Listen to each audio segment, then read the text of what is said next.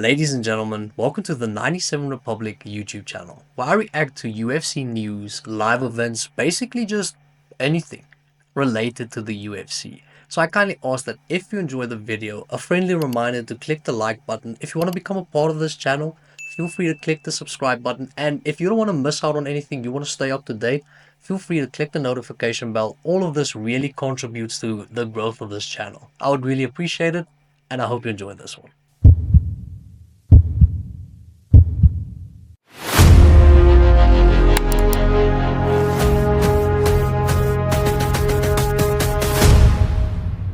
Ladies and gentlemen, when I went through the main card of UFC 314, three fights in particular really caught my attention. Alexander Volkanovski versus Diego Lopes, Paddy Pimblett versus Michael Chandler, and Bryce Mitchell versus SIlva. Now, obviously, not because those might be the most exciting fights, respectfully, but due to the fact that Alexander Volkanovski, Paddy Pimblett, and Bryce Mitchell are basically fighting the same guy in a different form, because Diego Lopes, Michael Chandler, and SIlva are predominantly known for being explosive punchers and explosive strikers. Now, don't be fooled, because that might be the only similarity they have, that and being extremely durable. If we look at Diego Lopes, Michael Chandler, and SIlva, feels like their chins are made out of granite. And I mean, Diego Lopes has been really durable. Michael Chandler, even though he has took some shots from Justin Gaethje, Dustin Poirier, Charles Oliveira, we haven't seen him get knocked out inside of the UFC. With regards to SIlva, I mean, everything that he's touched has turned into decay with regards to his opponents, apart from Kevin Vallejos, but we haven't seen SIlva tested yet. Have seen him be durable against Drew Dober. But with regards to their striking, even though all of them are explosive strikers, the way they go about it and executing their striking is vastly different.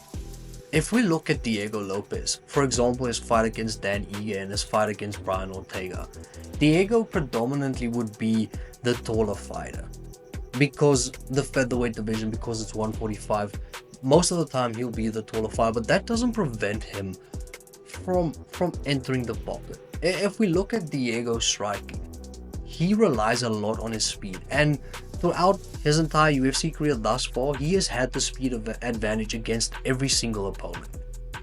And we see him utilize his speed. With regards to his kicking, we see him use low kicks due to the fact that he wants to chop at his opponent's legs and basically wants to damage their legs, preventing their movement from being optimal to the point where they just are sitting duck. And then he can just unload. He enjoys to brawl, but his punches aren't really sloppy. Even though they're wild, they're not sloppy. He likes to use his lead hook, likes to use his hooks. And you see a lot of times with explosive strikers is you don't see a lot of straight shots. You don't see a lot of technicality with regards to the striking, just due to the fact that with an overhand, with a hook, you could basically rotate and put every single thing you have into that punch. Where with straight shots, it's more technical, and just feels like these hooks, these overhands, just personifies their striking much better, and it's just easier for them. I mean, if we look at Michael Chandler's overhands, they're a thing of beauty. But when we look at Diego Lopes and we look at his striking, likes to utilize his leg kicks and basically enter the void and just tease off. In the Dan Ige fight, in the Brian Ortega fight, just the fact that he's taller doesn't prevent him from entering that range, and we see him deal damage whenever he's in that short range. With regards to Michael Chandler, it's vastly different. When Michael blitzes a lot, we don't see Diego blitz. We see him move forward, but we see him somewhat, be methodical about how he moves. With Michael Chandler, you'd see him move backwards. He has that bounce where he basically just bounces forward and backwards, but we see him blitz a lot. Whenever he feels comfortable, he'll just start blitzing and throw kicks and wild shit and just overhands and hooks. And that's why when he fought Dustin Poirier at the end of the fight, Joe Rogan interviewed Poirier, and Poirier said when he was up against the fence, he was in trouble due to the fact that he couldn't really predict where the punches were coming from. He couldn't see them, just because it's so wild.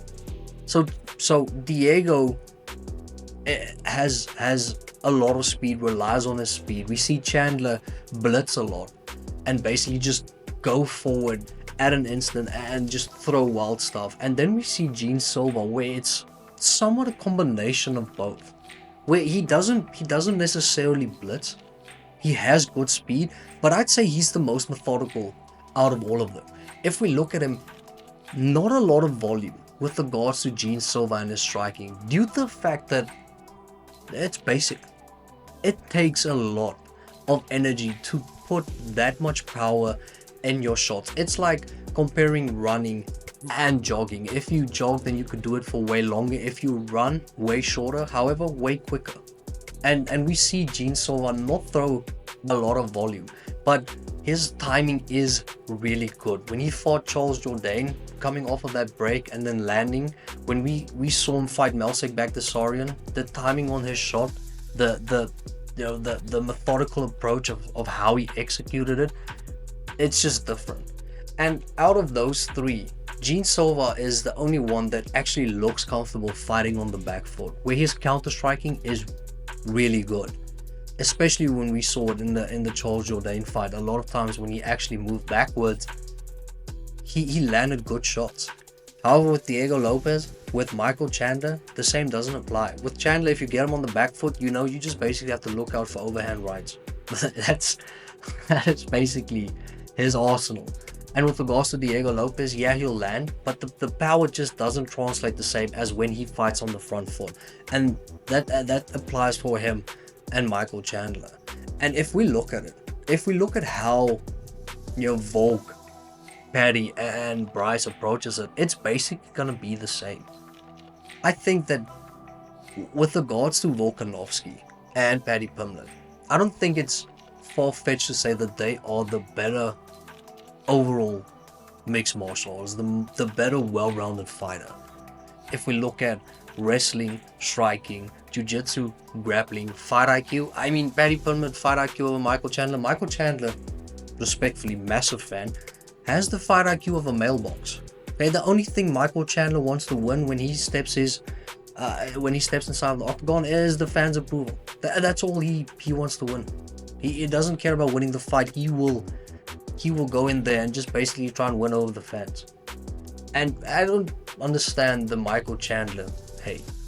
Feels like some people hate him just because other people hate him. Like maybe your favorite fighter said something about him and now you feel like you have to hate him. Michael Chandler is insane. He could go on a record losing streak and I would still watch every single fight. If you're a casual and you just want to see highlights and wild stuff, Michael Chandler will throw that. If you are a more sophisticated viewer, you want to see every aspect of mixed martial arts, you'll see it in a Chandler fight. Chandler will provide the striking, his opponent will provide the wrestling, the jiu-jitsu, and choke Michael Chandler out. Everything you want is in a Michael Chandler fight. Okay, that's not the case, but genuinely feel like Volk and Paddy are better well-rounded fighters than Diego and Michael Chandler. And I think all of them will use the same approach. Have to fight on the front foot. Power just doesn't translate the same with regards to most strikers if they fight on the back foot rather than fighting on the front foot. So they have to fight on the front foot. Michael Chandler and Diego Lopes, SIlva not so much. So pressure from Volkanovski, pressure from Paddy Pimblett, pressure from Bryce Mitchell has to be incredible. They have to be relentless with regards to moving forward. Know that they're gonna get hit, but it's not gonna have the same impact as it would have if they fought on the back foot and they let the other guys fall on the front foot. With regards to grappling, have to exchange in grappling and basically just shoot for takedowns. Even if you miss them, even if they sprawl on you, just do it anyway.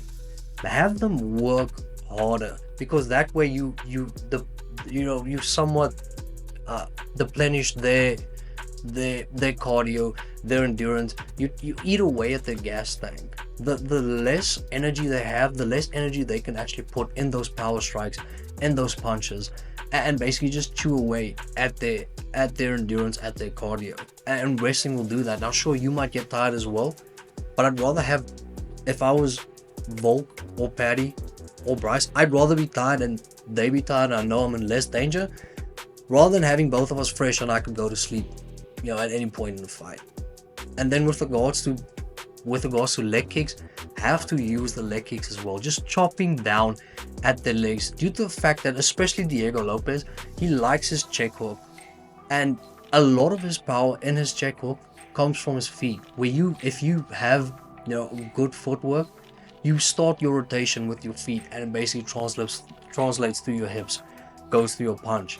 As soon as you start eating away at their legs, they're unable to really stand on their punches, therefore it takes away the power that you can actually have in a punch. So gonna have to see them move forward, have their opponents on the back foot, gonna have to see them wrestle, grapple, just shoot. Even though you won't get it, just shoot to make your opponent work, and have to see leg kicks. I genuinely feel like that is the way to beat an explosive guy. Make sure that you drag the fight out for as long as you can and have them work for everything. Have them work, you know, continuously to take away that power. Basically do what Leroy Murphy did this weekend against Josh Emmett. Basically the exact same thing, except don't get caught up against the fence, because then you might end up meeting your ancestors. But that's just my analogy. Something that I picked up. It feels like Diego Lopes, Michael Chandler, SIlva. It feels like all of them are the same guy, just in a different version, and you know, putting a little twist on the way they strike, which is insane. Really gonna be an insane card. I hope you enjoyed the video. Let me know in the comment section early predictions for these 3 fights. I would really appreciate it. Have a beautiful day.